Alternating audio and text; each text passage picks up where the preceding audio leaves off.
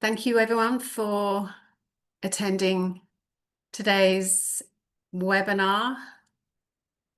I'm Ali Heppenstall. I'm Executive Director of Climate Action for Associations. Today's webinar is all about supporting your members to take meaningful climate action and set science-based targets. This is a second webinar in the series that we're running in partnership with the Science-Based Target Initiative. For those of you who don't know, they're abbreviated to SBTi, and we'll be referring to them a lot during the call. I'm just going to wait for a few more seconds to allow others to enter the call.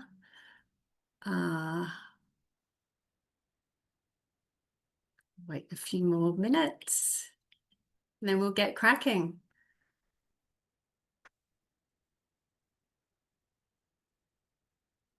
Guillaume, I think you can release the holding slide now.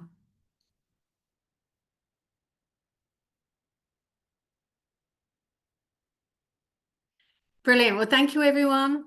I think this is a really important webinar because the role of associations is a really interesting one from a climate action perspective. A little bit about us. So CAFA is the resource and network dedicated to sustainability and net zero for the membership sector. Today, we're going to break down what science-based targets are and why and how your members can go about setting them. And we've got a range of speakers today. Unfortunately, we have Rebecca from AMDEA is no longer able to attend the webinar today. Unfortunately, she's not very well. So good. I hope you get well soon, Rebecca. But we've got a stellar lineup regardless. I'm joined by CAFA's Impact and Engagement Lead, Guillaume Lane. Thanks, Guillaume, for joining at short notice. Maria de Mar Rojas, who's the engagement lead, the engagement manager for Europe for the science-based targets. Just so you know, SBTi is a corporate climate action organization that enables all types of companies worldwide to play their part in combating the climate crisis. They develop standards, tools, and guidance that allow companies to set greenhouse gas emissions reduction targets in line with what is needed to keep global heating below catastrophic levels and reach net zero by 2050 at the latest. We're also joined by Tasha Lythe from BEMA. She is the interim head of net zero at BEMA, and we're really delighted to welcome. BEMA is exceptional and is a real trailblazer and a very inspiring association leader. BEMA is the UK Manufacturing Trade Association for the electrotechnical sector, providing leadership, expertise, and independent influence in the areas of product safety, performance, energy efficiency. Thanks so much, everyone, for joining. We really appreciate it, and definitely, Rebecca, get well soon. We're going to have a series of conversations across the board with everyone on the call, and then obviously we're opening the chat. So if you'd like to introduce your chat itself in the chat, and also pose any questions that you'd like to present to myself, Guillaume, Tasha, and Maria, and we're really happy to take your questions during the question time. But just a little bit about us, just to kickstart the conversation. So we know, and there was a report released just last week, that trade associations in particular are under growing scrutiny to ensure that they're science aligned. There was a report last week launched by the World Business Council for Sustainable Development in partnership with Volans, which calls on all associations to become a force for good by making sure that they align their activities and engagement with climate science. This also extends to other types of associations, and not just trade associations, but professional bodies too. And what we really want to emphasize in this call today, that associations have the reach and influence to be climate leaders, and businesses are increasingly asking for associations to step up and be the leaders. So as pressure from investors mounts, your members and regulators are putting increased calls to associations to lead and support the transition to net zero. Thanks, G. So who are we? So we're the resource and network for associations, and we provide the information, guidance, resources, and support that membership organizations, specifically trade bodies, need to take action internally. So to accelerate sustainability and climate leadership, and we call that getting your own house in order. But most importantly, the biggest impact that all associations and membership bodies can take is by supporting and leading and putting the right policy and advocacy in place to support their members to take action. We call it the ripple effect and the influence effect that associations have. I'm going to pass you over to Guillaume now, who's going to talk a little bit more about CAFA's best practice framework and science-based targets connect into that. And then he's going to introduce you to Maria from SBTi to share more too. Thanks, G. Thanks, Sally. So, yeah, as part of what we do for supporting associations taking leadership with regards to their membership and climate action, we developed a best practice framework which lists best practices for associations to put in place to, once again, support their members with climate action, but also engage in responsible policy engagement. And part of these best practices, as Lee has just mentioned, is to get your house in order and reduce your own emissions. So that's why our best practice framework is divided into these three sections. So the responsible policy engagement, the member facing, and the governance and operations. I'll briefly introduce the internal actions and the responsible policy engagement because they have some level of importance, but today we're really going to focus on the member facing sides. So responsible policy engagement, that includes advocating for climate aligned policy, so policy that is aligned to climate science, but that also includes contributing to standards and supporting the development of any kind of rule, whether it's regulatory or voluntary, that will support the uptake of climate action. And once again, Ali has mentioned the internal side of things. That is a big focus. So reducing your own emissions is extremely important from a membership organization's perspective because that is what's going to allow to lead by example and set that example for members to follow down the line. So you have all your traditional actions that just so for reducing emissions that just apply to a membership organization in this instance. So calculation, target setting, reporting, disclosure, etc. So now to the member-facing sites. So one of the two core missions of membership organizations is to support their members with up-to-date information, resources, training,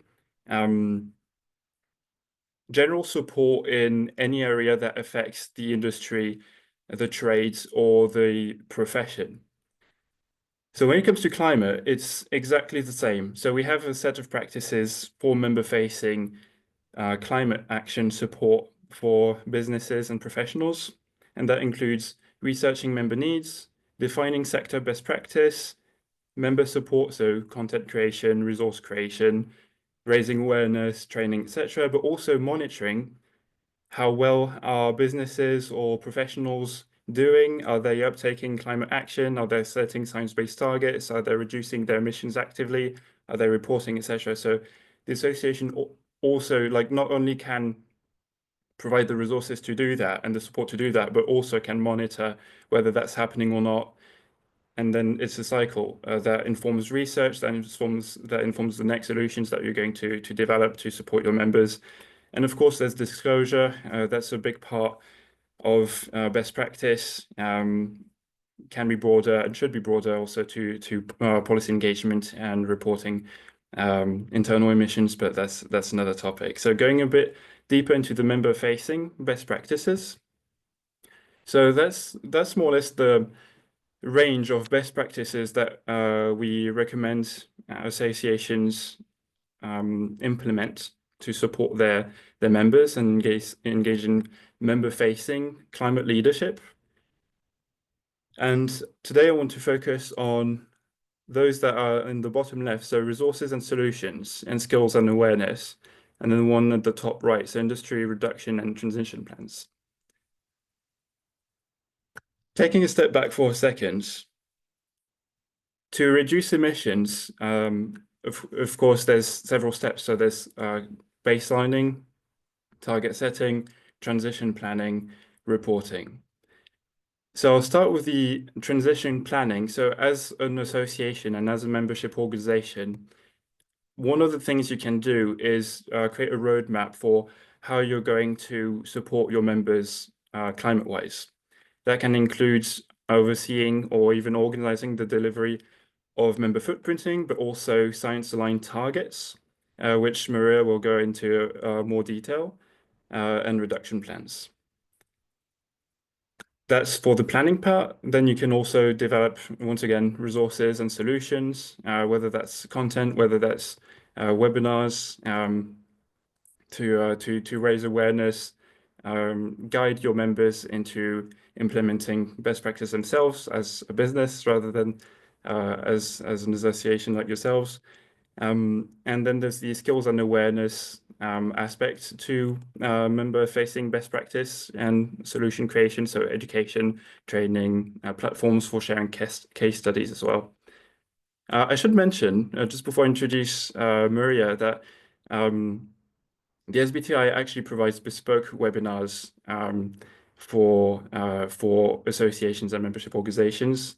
So that's something that is fairly easy to include in your sustainability engagement with your members. Okay, so I'll hand over to Maria. So Maria is engagement manager for Europe for the Science Based Targets Initiative, and she'll give more detail about why science-based targets are so important in the net zero journey of any organization and of your members.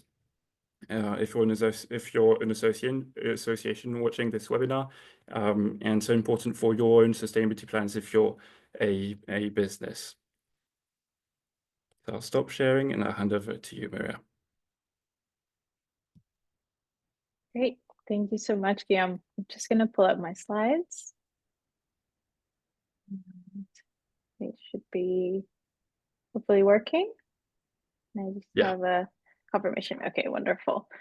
So hello again. I'm Maria Rojas. I'm the Europe Engagement Manager at the Science Based Targets Initiative. I sit within our impact team, excuse me, which is responsible for driving up adoption of science-based targets. And we also manage our stakeholder engagement processes and bring in feedback back to our technical department and the rest of the organization. And today, as has been mentioned, I'm going to cover a little bit of an introduction to the Science Based Targets Initiative and hope that you will get a good sense of what the Science Based Targets Initiative is, what science-based targets are, so that as questions come up from your members, as you hopefully share with your members about the Science Based Targets Initiative, you can have a good understanding and a good position to share with them. But as Guillaume also mentioned, as part of this partnership, we're really hoping to support associations and their members. So we're also available. There's a great resource for, that we collaborated with CAFA on as well, just like an introduction to SBTi and to the partnership, which hopefully we can link or share after the webinar as well. Okay, so SBTi was founded 10 years ago, at the time that the world's governments were signing the Paris Agreement to avoid the catastrophic impacts of climate change. So a big moment in time, governments coming together, but there was not a clear picture for the private sector to play its part in combating the climate crisis. Again, this was 10 years ago. Things look a bit different now, but SBTi was founded by 5 partners that really wanted to recognize and support the private sector to play the part in combating the climate crisis. So we are now, we still work with our 5 founding partners, but last year we became an independent UK charity. We also have a wholly owned subsidiary, which is our SBTi Services Limited team, which manages all of the target validation services. So how does SBTi support the private sector? We do this by defining and promoting best practice in setting near-term and net zero emission reduction targets in line with climate science. So we develop standards, tools, and guidance that enable companies and financial institutions to set those targets. We have a rigorous process for developing standards, which is publicly available on our website. And I will also share that we have an open consultation at the moment. And we really work to ensure that the content of each standard is driven by a transparent, multi-stakeholder approach so that not one group or individual has sole decision-making authority over its content, and that, of course, it's based in the latest science. So as I mentioned, we were founded in 2015. At the time, the goal was to have 100 businesses commit to set science targets or targets in line with science at that time. We are very happy to say that our impact and reach has grown beyond those expectations of 100 businesses. And earlier this year, we hit a big milestone with over 10,000 businesses committed when having science-based targets. So a huge milestone. As you can see from January, we've also made some big progress and continue to have companies commit to set science-based targets and getting their targets approved. This group of companies represents around 40% of global market capitalization. So it's really a big segment of the corporate sector and financial sector as well. So what makes a target science-based? Targets are essentially considered science-based when they commit a company to reducing greenhouse gas emissions in line with what the latest climate science deems necessary to keep global heating below catastrophic levels. And we identify that as in line with the Paris Climate Agreement of 1.5 degrees. So in short, science-based targets define how much and how quickly businesses must reduce their emissions to meet global climate goals. And companies can set both near-term and net zero science-based targets through the SBTi. So through our near-term targets, focus on achieving reductions within 5 to 10 years from the date that they're submitted to SBTi. The target boundary, so the percent is the percentage of emissions from a company's inventory that must be included in the target. And that must be 95% of scope 1 and 2 emissions and 67% of scope 3 emissions, if those scope 3 emissions account for more than 40% of the company's total inventory. And for our net zero targets, the main difference between our near-term and net zero targets is that our net zero targets include a long-term element to achieve net zero by 2050 at the latest. So that means reducing scope 1, 2, and 3 emissions to zero or close to zero by 2050, and also neutralizing any residual emissions at the net zero target year and any emissions released thereafter. And we really recognize that this is what is needed from businesses, again, to meet our climate goals. So there are two routes to setting targets.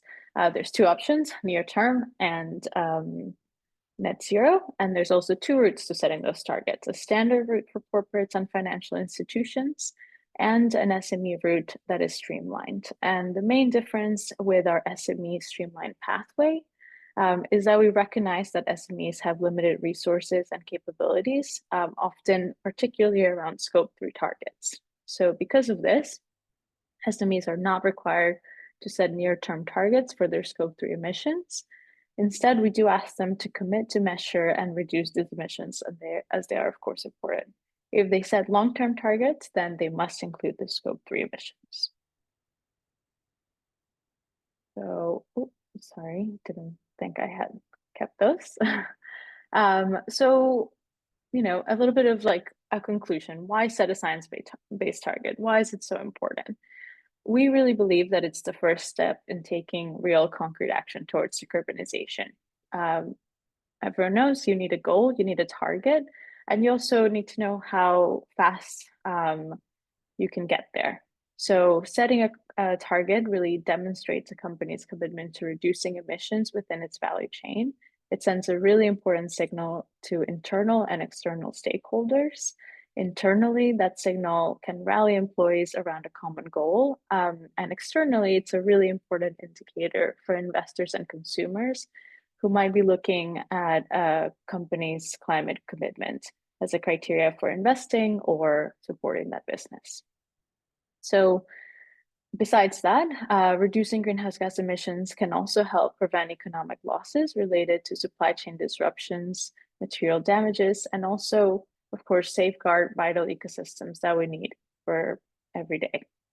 And I guess lastly, SBTi validated targets also boost credibility and confidence with investors, as I mentioned. In short, taking action is not only a responsibility, it is an opportunity. And for businesses that delay solutions, the solutions will be harder, the cost will be higher, and of course, the climate risk will be more severe. I think that sharing these benefits with your members is really important. But I think what's even more exciting for associations is highlighting how these benefits can work even more when industries go at it together. I was at an event yesterday speaking to companies in the mobile operation sector. And they don't agree on a lot of things, but it was really great to see alignment around the importance of them tackling some of these issues together as suppliers start to hear from companies in the sector and everyone begins to align. So I think that's a really great power of having SBTIs across a specific sector and having that strength in numbers. Okay, so before closing out, I mentioned that we're currently undergoing a public consultation for a corporate net zero standard. Our corporate net zero standard is our flagship standard, which sets out both our near-term and net zero targets. And we update our standards every 2 to 5 years in line with our standard operating procedure for standard setting. So we published our corporate net zero standard in 2021, and we're now updating it. And we have published a draft of the standard earlier in March and have a public consultation open at the moment. And for, really just want to call on you to get involved. Your input is really valuable.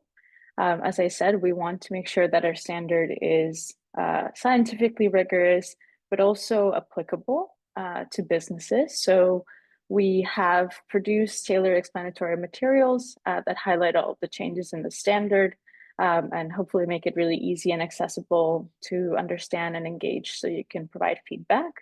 Our feedback public consultation survey is open until the 1st of June. And companies can also participate in pilot testing. So we really hope that you will provide your feedback and also share it with your network. So I've just added here a QR code on the right for the survey, as well as a QR code on the left for a newsletter if you want to stay updated on the latest news. And I will just say one thing about the survey. It's a long survey, but you don't have to answer every question. So really, you can add where you think there's a real need for your industry to be represented, or a real something where you can add to. Okay, so just as a way to close it out, as the UN Secretary General Guterres said, we are at a moment of truth. Tomorrow is too late. It's dramatic words, but they are true. Now is the time to mobilize. Now is the time to act. Now is the time to deliver and curb the effects of climate change and ensure a livable future and resilient economy. Net zero is not just a goal, it is also a deadline, and we all have a responsibility and an opportunity to take climate action. So I am very happy to hear that we have Tasha Leith, the interim head of Net Zero for BIAMA, who is going to now take it over and share some of the great work they've been doing with their members on net zero alignment. Thanks, Maria. I'll just share my screen. Before you doing that, we've just had some messages in the background that the chat is disabled for participants to put in their details. So we're just trying to figure that out in the back end. We don't want to hold that up, you up, Tasha, but we're just exploring that. The Q&A is definitely open though, and we're receiving questions already. So we'll try and figure out the chat while you're doing your slot. Hopefully Thanks, Tash. you can see my PowerPoint. Is that all working okay?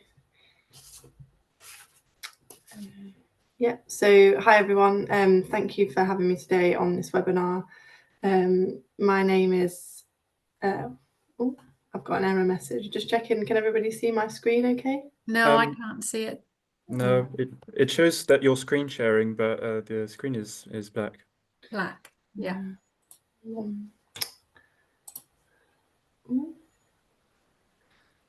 It seems to be having some technical difficulties now.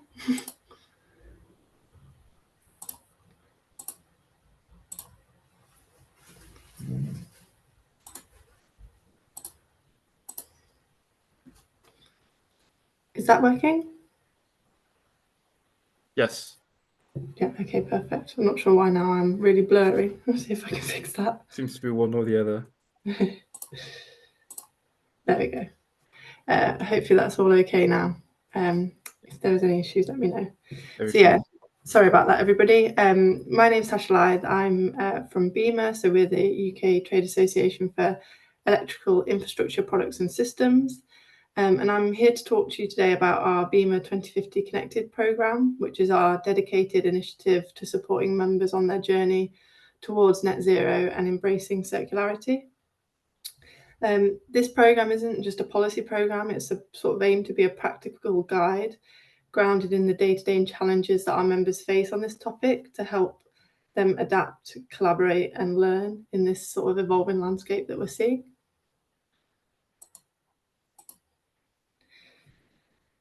So why did we sort of develop this service? And it was in response to rising demand from our members. So across the various product groups and business sizes that we represent, we were hearing the same questions.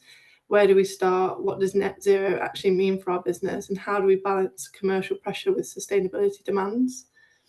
And the good news is that we felt that no one was alone in asking these questions. So we were well positioned to support with a response to these questions from our membership. And this BEMA 2050 Connected continues the environmental and net zero policy work that BEMA has been delivering for some time, but is more focused and responsive and tries to be more collaborative on this topic than ever before. So we provide detailed and meaningful support, and this adaptation of BEMA 2050 Connected is an example of how we're doing that for our members. A key part of what we do is trying to help align internal actions with what's happening externally with the government, customers and supply chains. And that's because we feel that real change in this area is really depends on joined up thinking, which is why it's great to see webinars like today where we're joining up different associations, science-based target initiatives and showing the importance of collective action.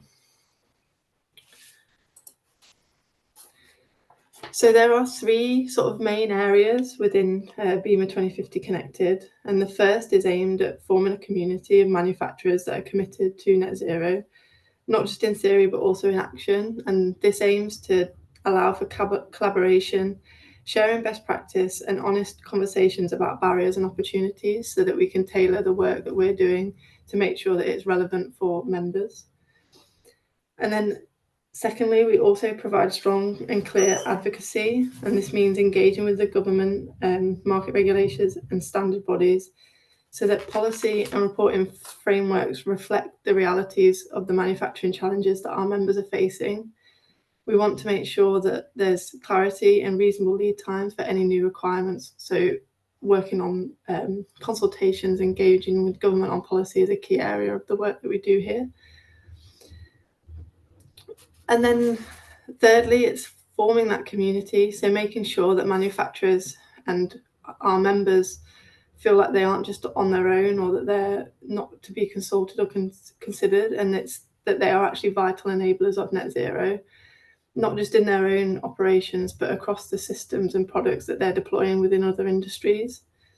So this is designed to work as a two-way street, inform you of what's coming, but also to take the feedback from industry, the pain points, back to government, and so that we can feed back and advocate for our members in the positions that they're maybe struggling with, or maybe we need additional focus or guidance on.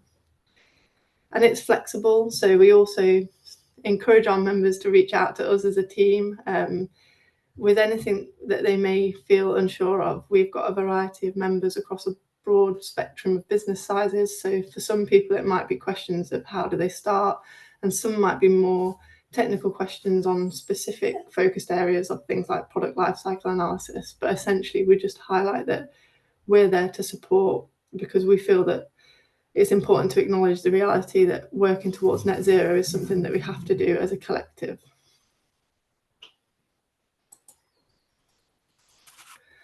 So these are just some of the benefits, or the purpose, if you like, of BEMA 2050 Connected, and that it's about creating that consistent and collaborative approach. We want to support through driving change, where you're able to collaborate with the community of others to agree and contribute measurable positive steps within industry, but also deliver shared learning. So where we've got members that are maybe more established or have examples of best practice that they can share across the membership, we also utilise this service or resource hub to showcase best practice through member case studies, webinars, and facilitated or focused subgroups on specific topics. We also feel it's really important to build consistency through communication. So there are a lot of different routes, and if you're starting out, sometimes you can feel, as you said, the question of what is net zero, where do we start, what is the information that we need to gather or collect? And this is something that we want to have a consistent response to, so that industry is acting in a unified way. And then also just that we aim to help, that we're meeting the requirements of today, but also to stay ahead of future requirements from a product and a operational perspective, just to give our members that confidence to navigate sort of the ever-changing regulatory landscape that we're seeing in this space.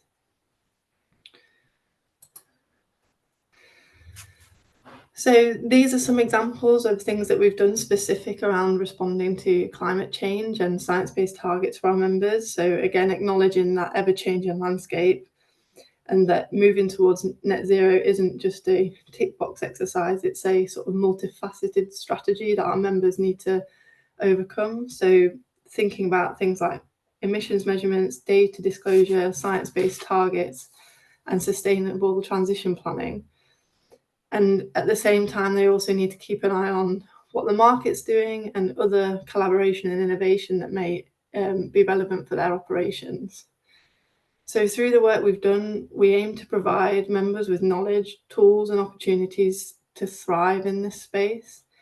And this is an example of one of our first reports in a series, Climate Change for Business, which aims to give an educational overview of why industrial decarbonisation is critical, and it covers environmental, political, and commercial drivers, with the idea being that this report could be utilised maybe by a member sustainability manager if they were presenting to the board and maybe needed some key facts or figures to showcase the need for action within their organisation, that they're able to get these quickly from the BEMA member website, and that they can share this with their wider organisation.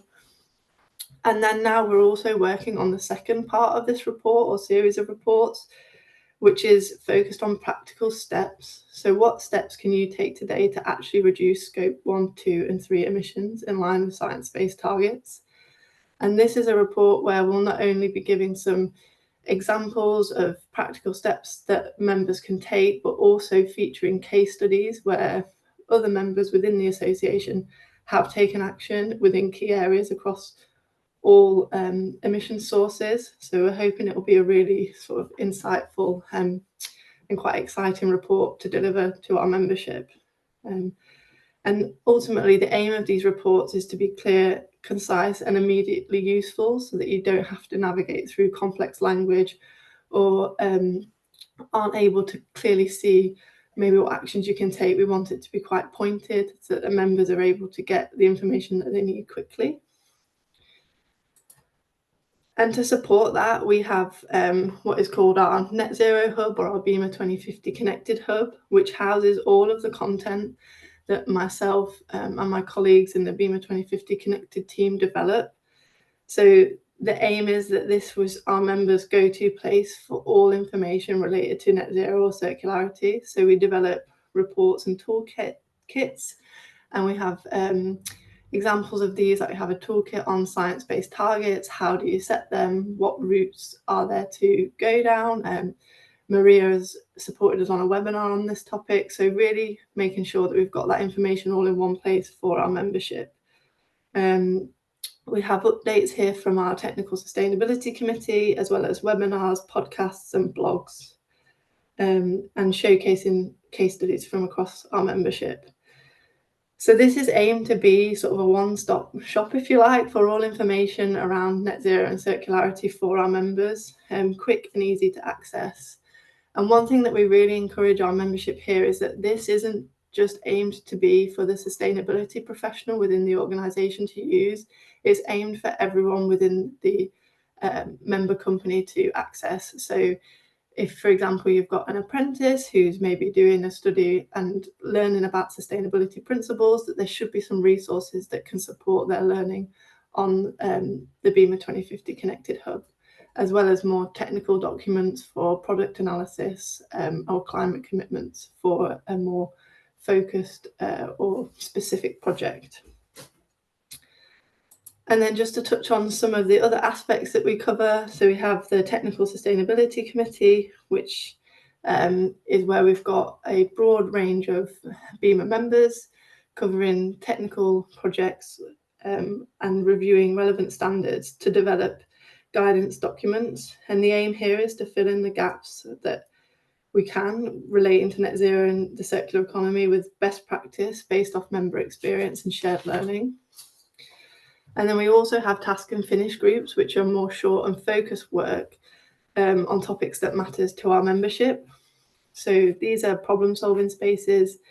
We get the challenge from our members, and then we put together a plan to deliver a specific output within a 6 to 12 month time frame. And the task and finish groups and the Technical Sustainability Committee groups are all shaped by member demand and member input. So it's really given us that relevancy to the topics that are important to membership in this area. An example here, we have just some success stories, I suppose. The Product Carbon Initiative was a really successful task and finish group that we led. And it was aimed to tackle widespread confusion around embodied carbon in any MVP projects and products. And essentially, we developed an action plan to improve education and consistency. And all members received a campaign pack that they could communicate the outputs of this project with their stakeholders across their supply chain, as well as feed into government to raise awareness on the challenges in this area. And again, this is aimed to be really effective information that members can utilise. So while it's a complex topic, we aim to deliver it in a way that helps them communicate effectively with upstream suppliers, but also ensure that the data that they're collecting is consistent and credible. And the strength of these groups we feel, lies within the experience and expertise of our sector and our members that are able to support us with these projects. And then again, just some more examples of work that we've done that's member-led. And we held industrial decarbonisation workshops with our membership to form our industrial policy roadmap, which we fed back to government.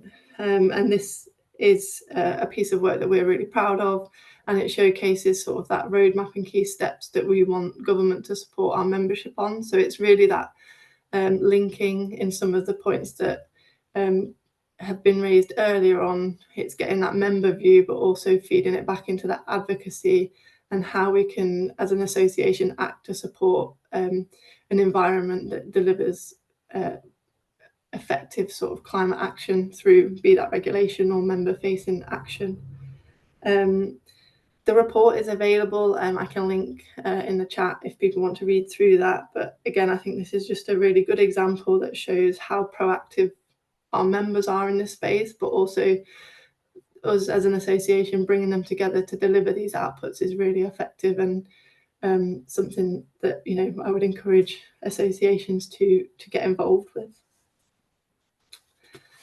And then finally, some other elements of work that we do in this area. So we host events with our members. As I mentioned, Maria has done an event for us online, and we're now doing an in-person event on the 1st and 2nd of July again, where one of the panel sessions is with Maria on Science-Based Targets Initiative, and we are going to have like an initial educational presentation from Maria and then go into an industry panel where we're essentially allowing our members to ask the key questions on that topic that are relevant at this time. So it's just to make sure we get that right balance of education and action, and that's really what this event is aimed to do. We also host a number of in-person networking sessions which are aimed at just being more of a I suppose touch base with other members, other peers in the space, that you can share ideas, maybe express some challenges that you might be facing, just to facilitate that best practice. And within the 2050 Connected conference, we've partnered with the LIA, and the reason that we've done this is because we again feel that net zero and some of the challenges that our members facing are about that upstream and downstream supply chain integration. So how can we all work together as a broader supply chain to deliver those decarbonisation targets? So if anyone would be interested in joining, or if this is something that's of interest, you know, please just drop a message in the chat and I can send you some information about those events that we're hosting. And then finally, I suppose to wrap up, we have this infographic that we really like, which we sort of coined climbing the mountain to net zero. So I think sometimes in spaces like this, it's about thinking about what we can do and how we can facilitate action. So 2050 Connected is here to provide our members with practical and proactive support. And it's recognising that some members would just be starting out and some might be looking to refine an existing sustainability strategy. And we've got flexible resources aimed to support members no matter where they are. We also shape what we do from member engagement. So we take their feedback, we listen to member voices, and if anything is missing within the resources, we look to address that. And again, I think it is really important that we've got the opportunity to build those communities and show the different routes that members can take to achieve their goals. But it's important that we do that in a way that is aligned and clear. Thank you all for your time today. I hope that this has been a nice insight to some of the work that we're doing at BEMA. If anyone wants to know a bit more, I'm more than happy to share that information. And thank you, CAFA and SBTi, for sharing this sort of important message. I'll hand back to the CAFA team. Thank you.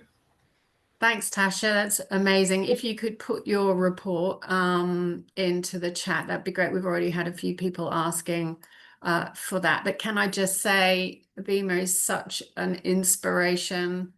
I know it's taken a load of hard work and commitment to achieve what you've done so far, but you've done so much over the last few years, and I know the journey hasn't stopped for you yet. You've almost just started, and you are definitely you know, a really strong advocate and inspiration for other associations who are potentially the really early stages of their journey as well, in terms of responding to their member needs. And the mix of everything that you're doing, I think, is a really good example of all the different things that an association can do to support their members. So thank you for that.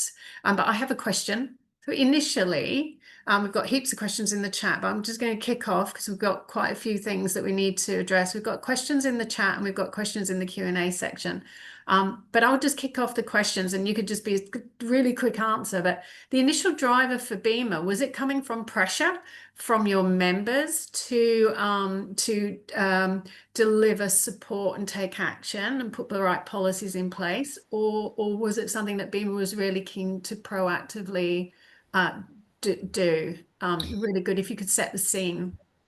Yeah, I think it was certainly a proactive response from BEMA. It was something that Gisela, our CEO, is very passionate about, and essentially we, like I say, we're seeing a lot of questions from members cross sector that were all touching on this topic that were maybe slightly outside of a fairly purely policy, response, but. So yeah, I think it was a proactive vision from Gisela and Amy Collins, who is currently on maternity leave, but they did a fantastic job of essentially taking that view of what was happening within the member landscape and facilitating a resource in response to that proactively. Thanks, Tasha. We've got a question from Mervyn in the chat. He was basically asking how many BEMA's members are SME businesses, and do you provide additional support specifically for the smaller end of your membership? I don't have the figure of SMEs off the top of my head, but I can certainly go away and feed that back for a slide deck distribution sort of email. We have, I would say, so all of our members get access to the same amount of support and resources.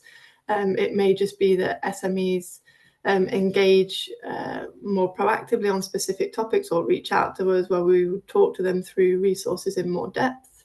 But there's no particular difference in access to the BEMA 2050 connected hub if you are a large business or an SME. All of the resources are available to all BEMA members. Yeah. And what I loved about, I think your slide, if I interpreted it right, your resources are open to all employees that are within your member organizations, not just to a main point of contact. Yeah. So we sometimes, I did a visit with my colleague who's the head of digital, and again we just spent a bit of time, almost like an open forum Q&A, showcasing the employees what resources they could get, just to really get that, I suppose, deeper member reach is really important for us. Yeah. That it's not just a resource for one person. Yeah, I think that's really important. And we've got a question in the main chat, actually, probably one for you, Maria. It's from Teresa who's the Director of Public Affairs at Lighting Europe. Teresa's asked around some of the challenges facing members on the path to net zero, in particular for SMEs. And I thought it might be useful for you to expand on SBTi's SME route. Yeah, absolutely. I noticed there were quite a few questions about SMEs. So I would say also there was a question maybe I can address now about the best way to start. I think for any company, regardless of the size, is really having your greenhouse gas inventory. And I'm pretty sure CAFA has some resources on that. So, and there are also resources available. I think having that inventory is the first step. Definitely necessary for setting science-based targets.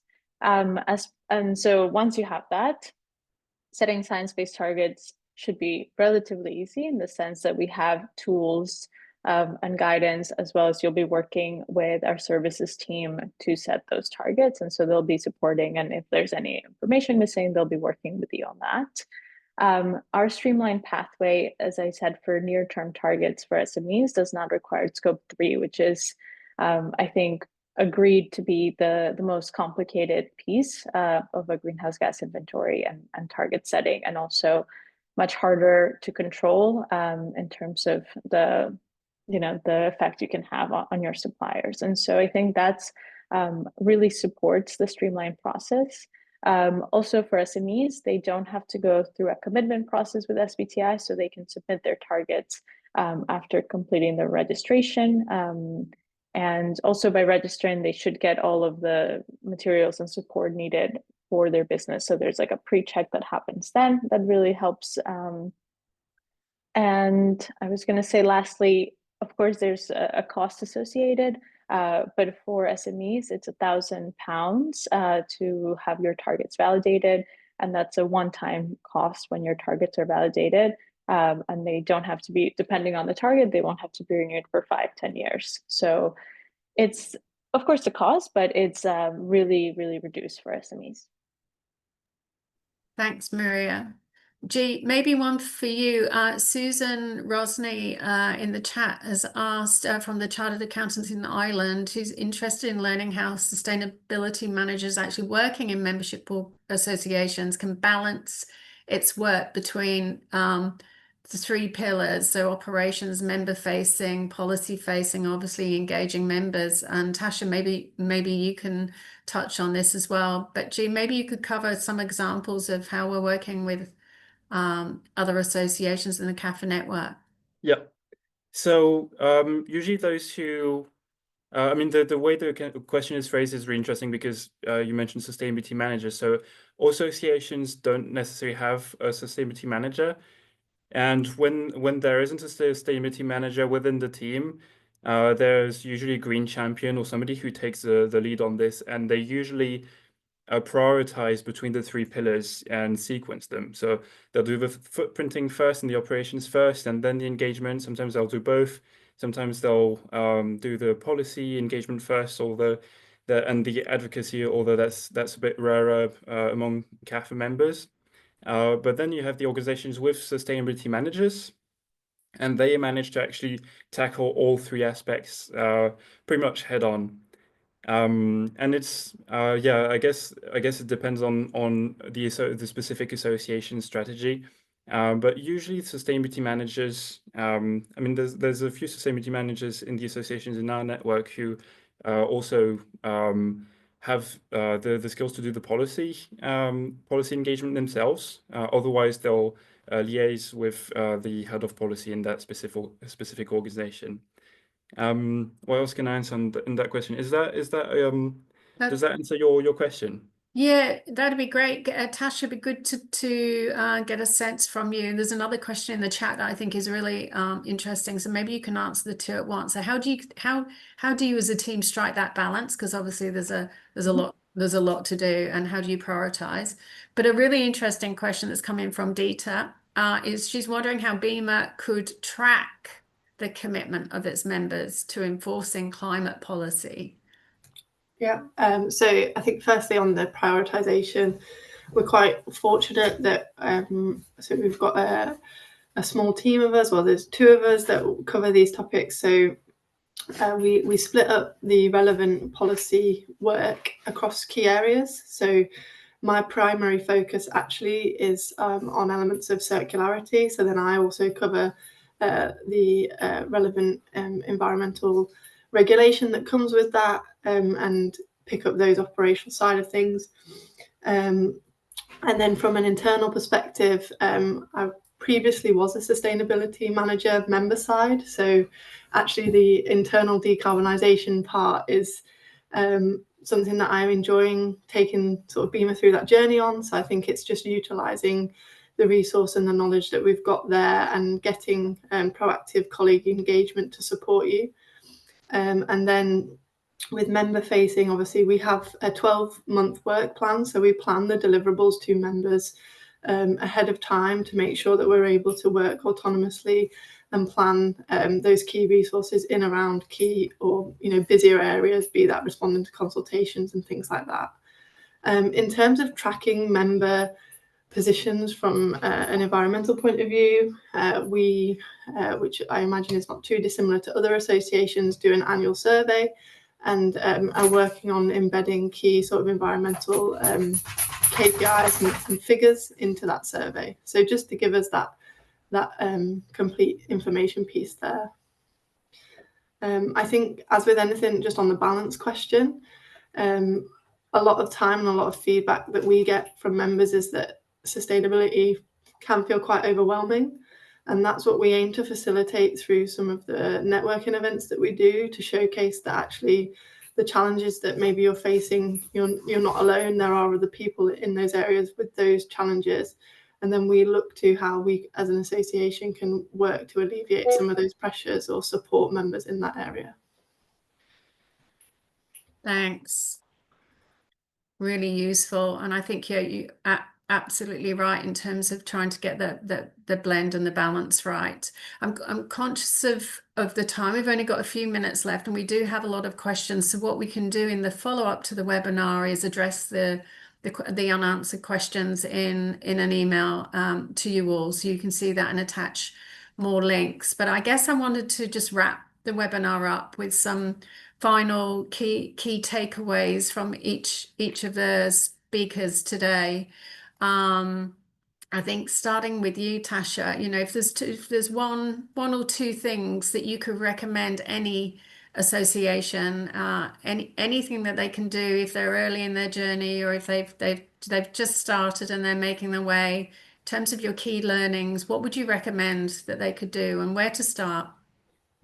I think it's to look at associations within perhaps your membership supply chain and see what is already out there.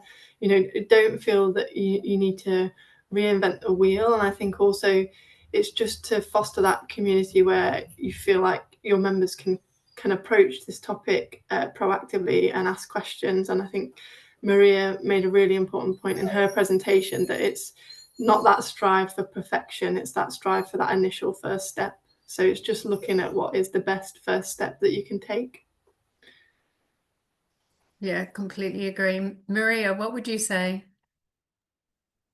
I think that was perfectly said by Tasha. I think it's right. Like, as I said, having your greenhouse gas inventory is really important. There's some core things that just need to be in place. But you know, my takeaway, or what I hope you'll take away, is that science-based targets is a really good initiative, and allows companies to know how much and how fast they need to decarbonize, and really provides a lot of resources to do that. And through our CAFA partnership in particular, really making sure that that's in a package that's right for your members. We're really happy to work together on that. So hope that you will be motivated to share that, with your members.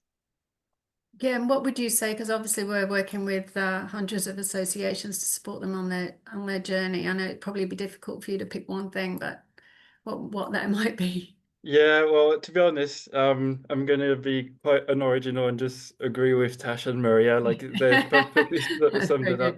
I mean, identifying the first step is really, so I'll just use that time to emphasize that, is really the most important thing, because that's what the partners that you're going to be working with are going to help you with. And once, I mean, it's often the main blocker, as Tash has mentioned earlier, that where do I start? If you get the answer to that question, the next step will follow, and the step after that will follow quite naturally. So find that first step, identify it with the help of partners, or with the help of case studies from other associations like Tasha and BEMA, and identify very clearly what you want to achieve in terms of emissions reductions, industry support, etc. That would be my two takeaways. Yeah, no, thank you. Thanks, G.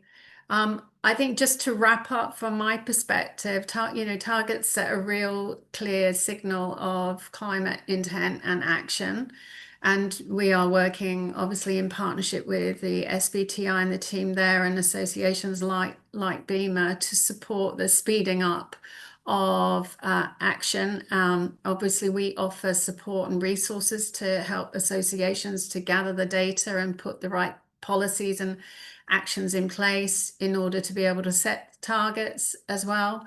But I think my takeaway is fundamentally the role of associations can't be underestimated in relation to speeding up business and industry climate action. And membership organizations are natural influencers, are in an extraordinary, unique position to lead by example and support their members, and to advocate on behalf of their members and put the right things in place. And BEAM is a great example of that, and the work that we're doing with SBTi on these educational series of and practical webinars. So we will have more webinars coming, and we will be showcasing more associations over the next next few months and highlight the really great work and the positive influence and steps that associations are taking place to drive change across their industry and business. And I think it's really important to focus on the good work that associations are doing.